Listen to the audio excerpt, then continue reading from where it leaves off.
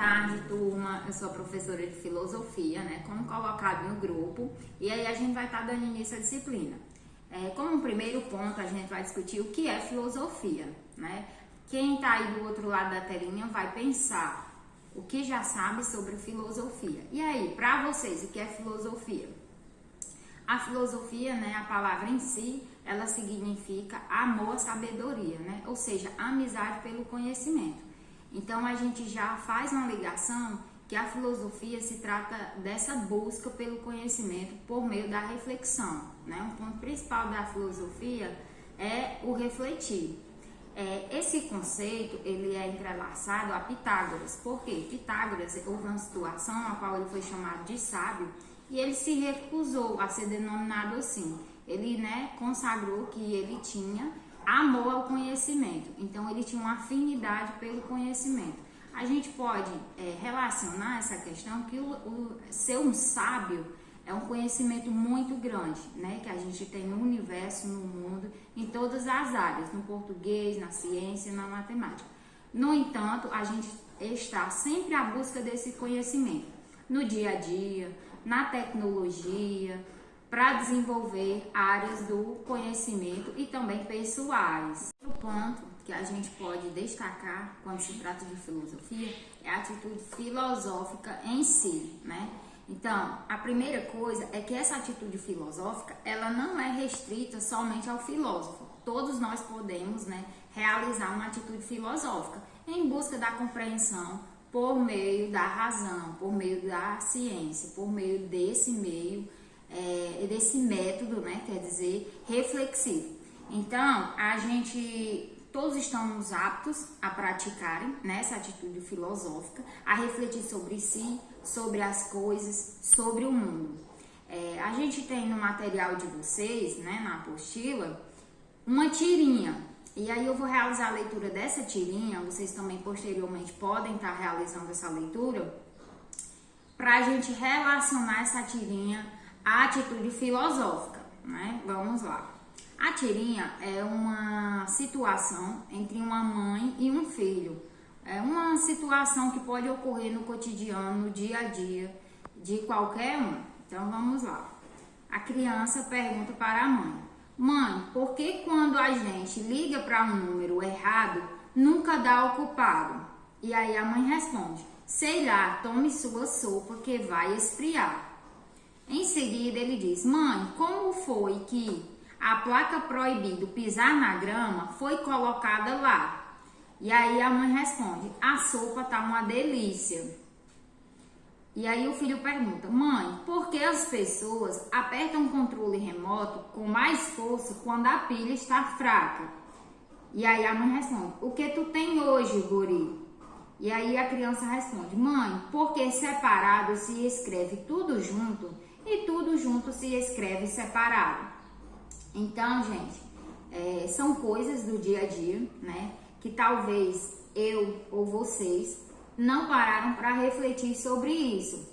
E são coisas que quando você vê uma reflexão de outra pessoa, você mesmo começa a fazer a sua reflexão. E aí a gente se pergunta, realmente existe um porquê, né? Um porquê de como realmente a placa foi colocada e não pisar na grama, se foi necessário para se colocar a placa que se pisasse nessa grama. Então, gente, o objetivo da tirinha, né, é associar a relação filosófica a essa atitude questionadora. No entanto, a gente tem uma diferença, né? Porque a criança, quando ela faz uma pergunta, ela está em busca de uma resposta correta. Enquanto a filosofia, ela não busca uma verdade absoluta, ela não busca uma verdade correta em si, né? Ela busca esse meio de você pensar sobre o já construído, ou seja, pensar sobre o que você já sabe, né? A filosofia, ela traz em si, o importante para ela é você refletir, é esse meio reflexivo, é esse meio acrítico, né? Não é uma busca pela verdade em si. Então, né, a criança, ela busca uma resposta que para ela vai se consagrar como verdade absoluta e como correta. Até porque, por exemplo, se for uma relação entre pai e filho, né, os pais da gente, eles são os donos da verdade, né? E por quê? Porque geralmente o pai, a mãe, a quem a criança vai fazer essa pergunta? É a referência. Então ele já perguntou na intenção que essa pessoa vai saber qual a resposta correta. A filosofia não. A filosofia, o objetivo dela é traçar vários caminhos e justamente o embate entre esses caminhos é essa questão de refletir, é essa busca, é esse objetivo. Então, a filosofia, ela não se contenta com o natural, né? A filosofia, ela vai justamente desconstruir esse natural, que esse natural é o nosso senso comum, né? Então, a filosofia, ela vai buscar vários meios e dentre esses vários meios, várias respostas para a gente conseguir refletir sobre aquilo.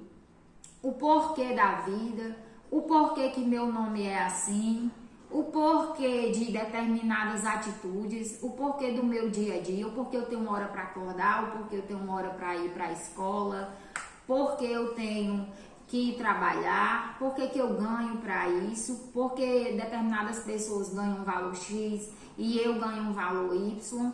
Então, tudo é relacionado ao porquê das coisas. O porquê das coisas, o motivo, né? Então, a filosofia, ela se traça, ela caminha nessa linha que é entender o porquê das coisas, sempre em busca de refletir e criticar. Então, a atitude filosófica, né, ela está relacionada à reflexão. Por quê? Essa reflexão é o pensamento sobre o próprio pensamento. Então, você pensa e você faz o processo de reflexão sobre o que você pensou, né? Por exemplo, se eu estou pensando sobre a minha profissão, né, e aí eu levanto pensamentos sobre esse meu pensamento. Eu posso estar pensando, eu acho que hoje eu vou agir de um modo diferente no meu trabalho, né? E aí eu posso pensar assim, por que eu deveria? Ou por que eu tenho essa necessidade? Ou por que eu acho todo dia do mesmo modo? Então a gente pode levantar, né, essas reflexões em torno do nosso próprio pensamento. É importante, a filosofia lá atrás, que é importante a gente fundamentar tudo que a gente diz. Então não é aceitar as coisas somente pelo que elas são. Por exemplo, se eu digo que essa garrafa é rosa, né? E aí, por que a garrafa, por que essa cor foi definida com o nome rosa? E aí eu vou buscar, vou pesquisar, né? E com base nessa busca, com base nessa reflexão, eu vou adquirir conhecimento. Eu vou saber, eu vou pesquisar a história das coisas, a origem, como se deu a origem dessas coisas. Eu posso, né, colocar no meu pensamento que é simplesmente porque foi rosa e pronto. E aí eu vou ficar para sempre sem saber por que se deu o nome de rosa a essa cor, né? E aí eu posso pensar também que essa cor poderia ser o nome amarelo.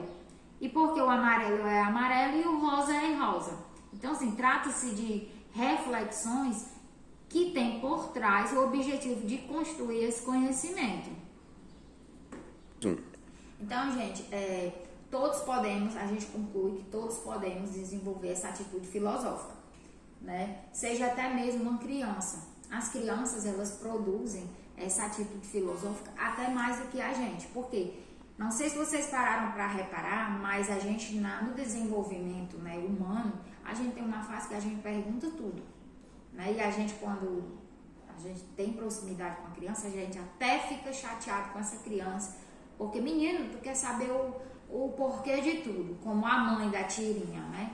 E aí a gente se pega numa situação que às vezes a gente não sabe responder as coisas. Por quê? Porque a gente não desenvolveu essa atitude filosófica, a gente não parou para pensar nessas situações. Então, às vezes as crianças perguntam coisas simples, mas a gente não sabe responder, porque a gente simplesmente aceitou aquele discurso, aceitou aquela definição e a gente não buscou porquê e não sabe porquê, né? E a filosofia, ela prega justamente isso, que a gente não se contente com o já dito, com o natural. A gente busque os porquês para a gente construir o nosso conhecimento e para se tornar sujeitos ativos, né, do que a gente pensa.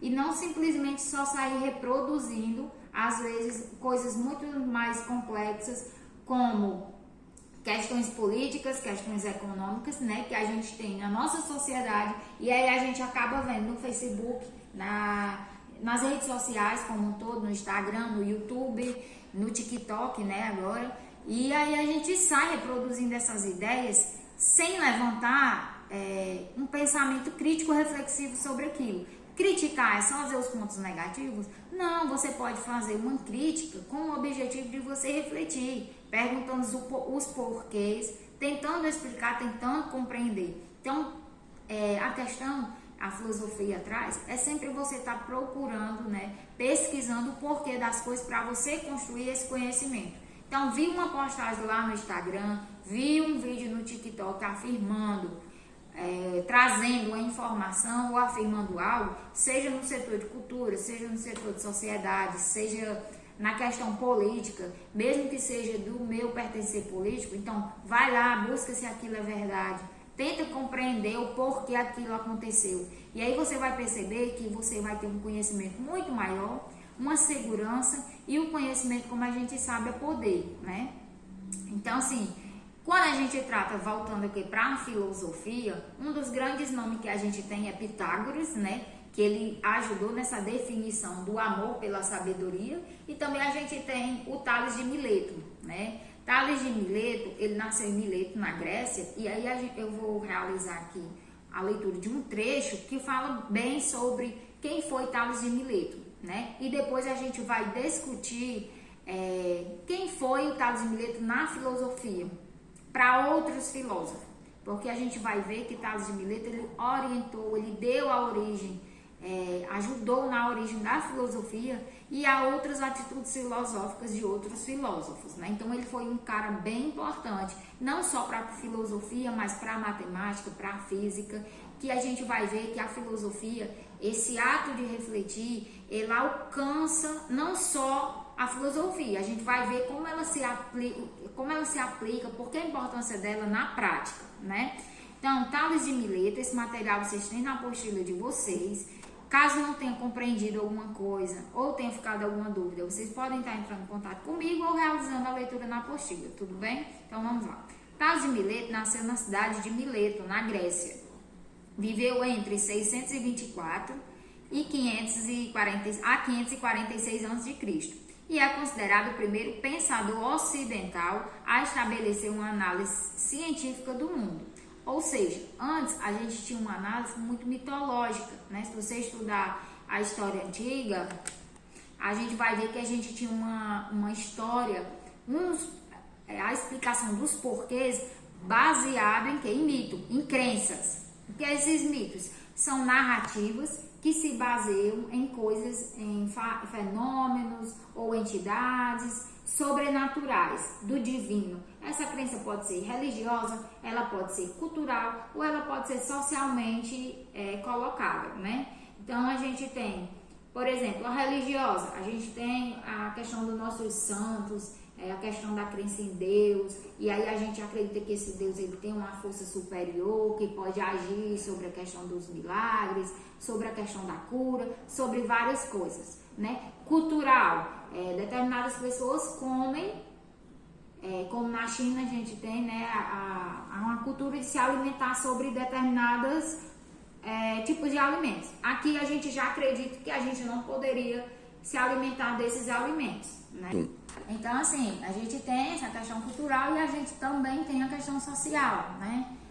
Social, a gente tem crenças, por exemplo, os avós, não sei se o de vocês tem essa crença, mas que não pode comer a manga à noite, né? A gente tem determinadas sociedades que a mulher não pode mostrar o cabelo. Está relacionado à questão da religião também, mas também está relacionado a uma questão social, né? E o social, ele alcança essa questão cultural, religiosa.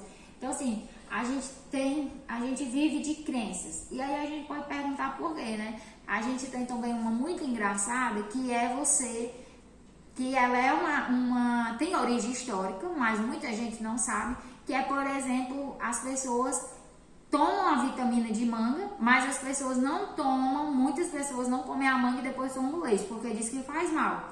E aí isso é uma construção histórica, desde o tempo dos escravos, né, que os seus senhores, né, eles faziam essa afirmação para que os escravos não consumissem ambos os alimentos, né? Então a gente tem isso. A gente tem também na questão religiosa o São João, né, que a Igreja Católica comemora esse São João, quem é católico sabe, e aí é um período de festa, é um período animado pra gente. Muitas pessoas comemoram sem nem saber o sentido, sem nem saber a origem, mas aí estão lá. E outras pessoas sim, sabem o real sentido, né? E enquanto os evangélicos, eles não comemoram, porque compartilham de uma crença diferente. Então, assim, a crença, ela se dá, né, muito no nosso dia a dia, e ela também define muito do que a gente vai fazer. E, maioria das vezes, a gente não realiza uma atitude filosófica sobre essas crenças. Até porque quando você fala em crença, em dogmas, essas são verdades geralmente intocáveis, né? Que a gente não pode tocar nessas verdades. Até porque a própria religião, ela prega que são verdades absolutas e a gente não pode questionar isso, né? Quem se atreve a questionar a Bíblia, né? Só que a gente vai ver que a gente pode realizar uma atividade filosófica dentre as crenças da gente, né? Não significa, não vou mais, professor, não vou mais acreditar. Não estou dizendo para vocês não acreditarem em Deus, não estou falando esse tipo de coisa. A gente vai ver que a gente pode só se perguntar o porquê para a gente compreender melhor, para a gente adquirir mais conhecimento. Porque dentro da religião eu tenho que eu posso fazer ou não posso fazer isso. Isso vai lhe ajudar a compreender, porque quando você sabe o porquê, você pode compactuar com aquela ideia ou não, você pode desenvolver uma ideia nova, que é esse um objetivo da filosofia também, desenvolver novas ideias. E essas ideias, elas podem estar sendo construídas e desconstruídas a todo momento. Um objetivo, né, que é atípico, é que o filósofo, assim como o historiador, ele busca que suas ideias elas sejam desconstruídas, ou seja, eles não querem formar verdades absolutas. Eles estão em busca da compreensão. E essa compreensão pode mudar? Pode, de acordo com o tempo, de acordo com a sociedade, com várias coisas. Por exemplo, a gente acreditava que a Terra era plana. E hoje a gente tem o conhecimento que a Terra não é plana. E isso acarretou várias coisas, né? E a gente teve essa descoberta através das grandes navegações, né? Mas, ou seja, o homem, ele observou, né, os navios no mar, e através dessa observação, naquele tempo a gente não tinha formação, a gente não tinha uma faculdade para estudar conhecimentos marítimos ou geógrafos, né, da Terra, mas através da observação a gente adquiriu essa informação, que foi uma revolução, foi uma informação revolucionária para a ciência, não foi de revolução da questão da importância que a gente teve depois que a gente conseguiu essa informação. Então a gente pensa nisso. Voltando para o Tales de Mileto, né? Ele era produtor e comerciante de azeitonas e azeite, né? Tinha, portanto, motivações materiais e comerciais para buscar explicações científicas para a realidade física, né? Pode-se compreender, assim, que Tales procurava por explicações que possuíssem um encadeamento lógico, que pudesse ser racionalmente explicadas. Então, Tales, ele, né, era comerciante de azeitonas, então ele tinha um objetivo nesse setor. Isso levou ele a observar os fenômenos da natureza, né? Então, Tales, ele era voltado para a observação. Essa observação, ela traz em si uma hipótese, né? Quando você não é simplesmente o ato de explicar, né? Você levanta a hipótese, você planeja esse seu pensamento, um método que você vai planejar. Porque esse pensamento, ele tem que ser voltado para uma explicação racional de determinado fenômeno, dentro dessa observação. Então, você vai fazer uma observação objetivada, vamos dizer assim. E aí é bem o contrário do que acontece no mito, que o mito são essas narrativas, né, como a gente falou, relacionadas à origem das coisas, mas que são narrativas que são voltadas para poderes e verdades relacionadas a divindades, né? A gente tem um exemplo aí muito comum, que é a origem do mundo. Tem pessoas que acreditam que a origem do mundo na origem científica e tem pessoas que acreditam na origem do mundo pela religião. E tem pessoas que conseguem juntar esses dois elementos e fazer e construir uma explicação lógica na sua mente.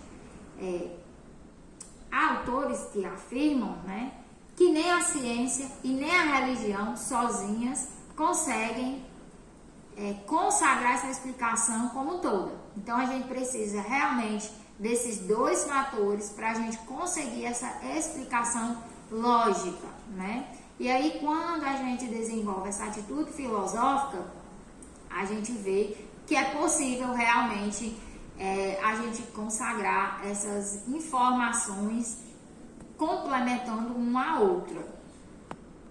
Ou seja, né, essa transmissão, esse repasse das explicações mitológicas, elas ocorrem por forma de gerações. A gente escuta dos nossos pais escutaram dos nossos avós. Na tentativa dos filósofos pré-socráticos, né, que foram filósofos que se basearam em Tales de Mileto, né, na tentativa de romper com isso e trazer uma maneira de compreender essa realidade por meio da ciência, eles começaram a observar esses fenômenos que ocorriam, né, ao redor, no dia a dia, por meio da razão. E tentando desconstruir o que a gente já se tinha, tentando deixar de lado as respostas mitológicas, certo? E aí, essa observação, ela traz em si uma necessidade da gente observar criteriosamente o que a gente está objetivando compreender. O que é esse criteriosamente? Nos mínimos detalhes. A gente também tem que ter, como eu acabei de citar, um método pré-definido. Ou seja, você tem que planejar. Porque se você for sem planejar, você vai estar caindo lá na questão do senso comum. Que é eu acho que esse aqui, eu acho que esse aqui, eu acho que é assim. Não é a filosofia, essa atitude filosófica, ela não está dentro dessa questão de eu acho. Você tem que observar e tentar traçar um caminho por essa observação. E aí você questionar essa sua observação. Você relacionar e através disso você irá compreender. Ou não. Se não for o suficiente, a gente tem o quê? Que refletir e buscar cada vez mais. Observei, não compreendi, posso procurar outra fonte do conhecimento.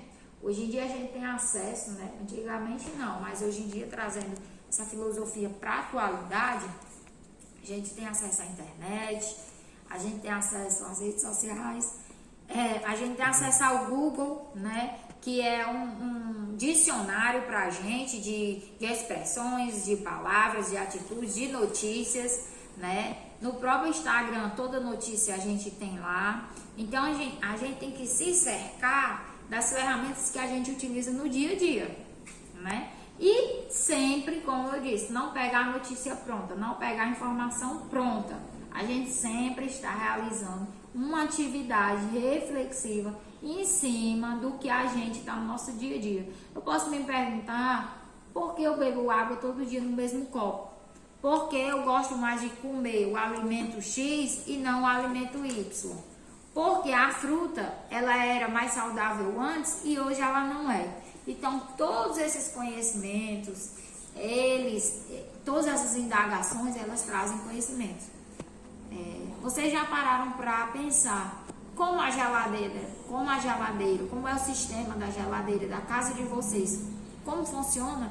Então, assim, a partir do momento que eu penso isso, se torna uma necessidade eu compreender. E aí, quando eu vou em busca desse conhecimento, eu vou ter vários tipos, eu vou ter um conhecimento interdisciplinar. porque eu vou ter um conhecimento dinâmico, eu vou ter um conhecimento que ele pode se aplicar à tecnologia, à mecânica, a vários setores. Então, assim, a estética, né, porque, por exemplo, no caso que eu dei aqui, né, do freezer, da geladeira, eles são comprados também, eles são comercializados pela visão. Então, o interesse do consumidor, eles são a visão. Então, tem estética também, tem o detalhe, né? Então, gente, é basicamente isso. A gente não se satisfazer com o já conhecido, com o já pronto, né? Com esse conhecimento ancorado na crença, a gente levantar, abrir para a reflexão, né? Esses fenômenos sobrenaturais. Não estou dizendo mais uma vez para vocês não terem crença, mas para vocês refletirem. A filosofia, ela tem justamente o objetivo de desconstruir esses dogmas, essas crenças, e defende, né, que a gente esteja constantemente fazendo esse processo de reflexão, né, de buscando apontar respostas por meio da razão. A vivência religiosa, como a gente tocou muito aqui, ela é necessariamente a crítica, né? É como eu falei, a religião em si, ela não tem mesmo objetivo que a filosofia. Você não vai ver o seu líder religioso, seja o padre, seja o pastor, seja o da Umbanda, seja o que for, dizendo para você refletir sobre suas crenças, no tocante, na questão de ser crítico, de o porquê. Existe aquela crença e a gente tem que seguir e pronto, né? Então, assim, você questionar essa crença seria até alguma coisa negativa, né? Em algumas perspectivas, você estaria indo contra Deus, você estaria tendo uma posição antirreligiosa. Só que a gente vai ver que tudo depende da gente. Então, eu posso ter uma atitude filosófica, né, dentre a ação religiosa, que é quando eu busco compreender o porquê daquela minha crença, e eu posso ter uma postura doutrinada dentro da minha ciência, que é quando eu não busco compreender. Eu aceito que aquilo que o outro cientista trouxe para mim cegamente, pronto. Eu aceito que o fogo, ele se originou, né, pela pedra, pelos homens primitivos, por meio do toque de duas pedras, e pronto. Eu não busco compreender o porquê que foi assim, o que fez, né, a gente se originar esse fogo, que o surgimento desse fogo, que ele foi até revolucionário para a sociedade. A gente é o que a gente é hoje, muito pelo descobrimento de uma simples coisa que foi o fogo. E aí eu deixo todo esse conhecimento no esquecimento, quando eu não me pergunto por quê, quando eu não me pergunto como eu não me pergunto através de quê, né? Então, assim, são motivos, são pensamentos, são reflexões. Não é uma simples opinião, é a criação de novos caminhos, novos e diversos, não é só um caminho. Se você puder ver uma única coisa por várias perspectivas, esse é o objetivo da filosofia. Novos caminhos, reflexão, criticidade, né? Perspectivas diferentes, desconstrução para construir. Você desconstrói para depois construir. Então, esses são pontos importantes para o conteúdo de filosofia, né? O que a filosofia busca. Toda essa modalidade do conhecimento, a filosofia vai dizer que são questões que podem ser investigadas, né? Pode ser investigado o seu método. É muito comum a gente consagrar o senso comum. Professor, o que é esse senso comum? O senso comum são verdades absolutas, questões que você não questiona. Por exemplo, quando eu digo que o Brasil é o Brasil do futebol, todo mundo aceita, ninguém pergunta o porquê. Se eu me perguntar o porquê, eu vou descobrir que é porque a gente tem uma valorização do futebol, e essa valorização é vista no exterior, até em questões de investimentos. Então aí recai um discurso muito importante, que é enquanto eu tenho um investimento altíssimo no futebol, eu tenho um baixo investimento na educação e na saúde. E aí traz um mar de discussões, um aparato de discussões sociais, culturais, econômicas, sobre desigualdade, sobre pobreza, sobre Estado. E através dessa reflexão eu tenho acesso a essa informação. Então, senso comum são verdades que eu levo para mim, reproduzo, né? Eu levo para o meu colega, levo para a minha família. São discursos também que eu vou reproduzindo e eu não penso o porquê, simplesmente reproduzo. Então a gente tem que ter cuidado, e é por isso que a filosofia ela é importante. Ela é importante porque ela traz observação, essa observação traz descobertas. Essas descobertas já foram provadas, né? Se você for pesquisar a história da matemática, a história da física, a história da geografia, as maiores descobertas, os maiores conhecimentos estão entrelaçados a atitudes filosóficas. E foram filósofos que trouxeram essas descobertas. Então, assim, uma sociedade de senso comum é uma sociedade sem base científica. E isso requer muitas vezes alienação. E essa alienação traz para você, para mim, para qualquer sujeito, um estado de opressão, que é quando simplesmente eu posso ser explorado no meu trabalho, eu posso ser explorado por um amigo, eu posso ser maltratado e eu não paro para refletir o porquê, se aquela situação me condiz. Então, é nessa estrutura de que quando eu busco essa informação, eu me liberto, porque informação é poder. Eu tenho noção dos meus direitos, eu tenho noção de si. Se eu sou, às vezes, estou passando por uma situação complicada no meu trabalho, e aí eu penso, por quê? O que está acontecendo? Eu posso me reelaborar ou eu posso buscar os meus direitos. Será que eu estou garantindo meus direitos naquela determinada situação? Então aí você está também, parte para uma questão pessoal, mas também a construção do conhecimento, né?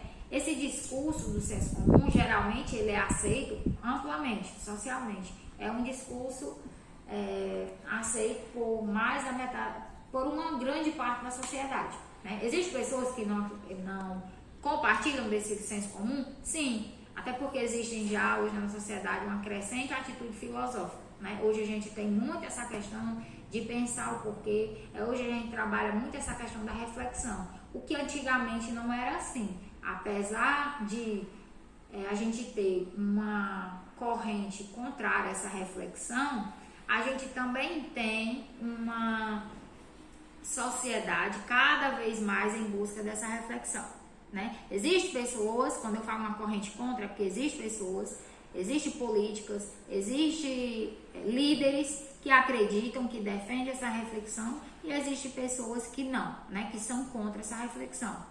Porque refletir é se libertar, e se libertar é poder, no sentido que você, quando você compreende, você tem segurança, você tem autonomia e você pode reivindicar o seu direito.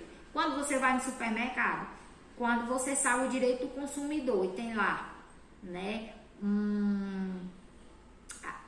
como é que eu posso dizer, produto vencido, né? Quando você tem um produto vencido e você sabe o seu direito, você pode reivindicar o seu direito no caixa. Quando você não sabe, você vai embora, às vezes você leva, consome o produto vencido, ou você perde o seu dinheiro, né? E o direito também, né?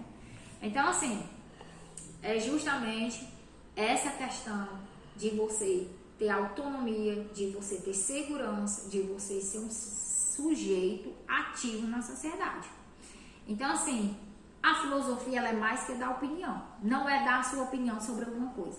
A filosofia é o comprometimento em você escutar, em você pensar, em você refletir, formar novas ideias, novos pontos de vista, com base no respeito às diferenças, com base na razão e na ciência, certo?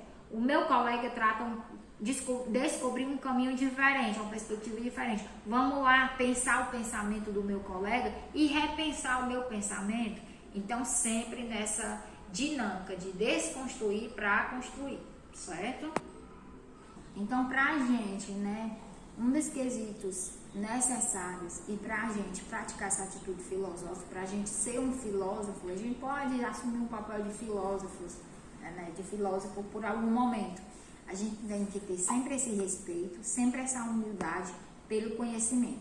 Ser filósofo não é ser sábio, ser filósofo não é ser dono da verdade, ser filósofo é buscar, refletir, ser crítico, compreender por diversos caminhos. Então, sempre respeitando essa diversidade, né? A filosofia, ela prega muito isso, da gente respeitar a diversidade. Essa diversidade é o quê? Diversidade de pensamentos, diversidade de caminhos, diversidade de perspectiva. Então, eu não sou o dono da verdade, vocês não são o dono da verdade. A gente está tentando construir uma compreensão, uma explicação, uma reflexão sobre coisas, sobre motivos, sobre nós mesmos, né? Então, assim, como a gente tinha falado anteriormente sobre Tales de Mileto e sobre grandes descobertas, né? Tales de Mileto, ele foi muito importante, né? Por ele ser precursor de vários filósofos, dos primeiros filósofos ocidentais, né? Os pré-socráticos, antes de Sócrates, que é um grande nome que a gente vai ver posteriormente também. E porque ele também observou as sutis mudanças, né, da natureza. Ele foi um grande observador da natureza. Como a gente falou, ele comercializava azeitonas, né, e o azeite em si. Ele era um comerciante nessa área. Então, Tales de Mileto, ele, através de suas observações da natureza, ele observou as inundações do rio Nilo, né, que levaram ele a levantar hipóteses sobre por que essas inundações ocorriam e preveniu a ocorrência de um eclipse solar também. Ele também levantou, né, uma ideia, mesmo que ainda não muito madura, mas ele anunciou, né, deu origem à questão de que tudo no mundo é formado a partir da água. E a gente sabe que a água é um elemento fundamental no nosso planeta, na nossa vida, no nosso dia a dia. Então, assim, na prática, a utilidade filosófica é essa capacidade também de observação, né? É de compreensão, é de explicação, mas também de observação. Tales de Mileto, né, teve até uma situação, um fato, que ele observou as variações meteorológicas, né? E através dessa variação, ele conseguiu, né, compreender, previu que uma colheita de azeitonas seria em grande escala. Então, o que foi que ele fez? Ele alugou todas as prensas, né, da cidade de Mileto, e aí ele utilizou e teve uma grande produção de azeitonas. E quando chegou no período de produzir o óleo, quem tinha essas azeitonas era Tales de Mileto. E aí ele conseguiu vender em um preço altíssimo, né? Para ele era um preço justo, mas que ele teve muita lucratividade. Então, assim, ele obteve lucro através da observação dele.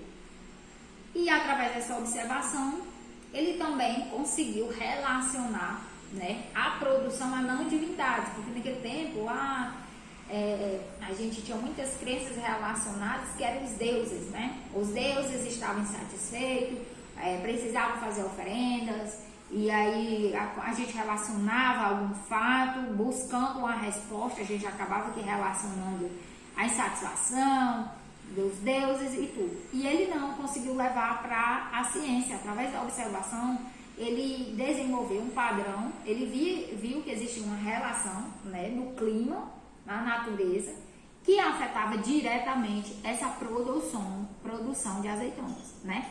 Então, assim, Tales de Mileto também, né, ele conseguiu, ele formou um teorema muito conhecido na matemática, que você já deve ter estudado ou vai estudar, né? Então, assim, ele teve alcance, né, significativos, descobertas, grandes descobertas em outras áreas, através da atitude filosófica, do filósofo que ele era, né?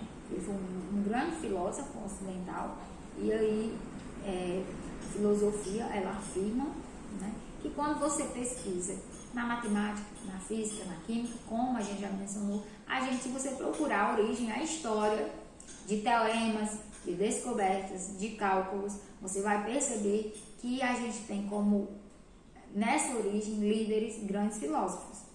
Então, assim, é uma busca por fundamentos. Você fundamentar tudo que você observa, que você diz, que você afirma. Também é isso, né? É você refletir, pensar, mas também você fundamentar o que é dito. Então, gente, a atitude filosófica, ela se resume nesses critérios, né, que a gente vem tocando ao longo da pesquisa. A filosofia, ela é esse amor pela sabedoria, né, e ela é desconstruir o que a gente já tem construído, é você refletir sobre o que você já aceita, né, que você leva como verdade, passa a questionar suas verdades. Não com o objetivo de buscar uma verdade absoluta, mas de compreender melhor essa sua verdade. E aí essa sua verdade pode virar uma incerteza, né? Para a aula de hoje é isso, certo?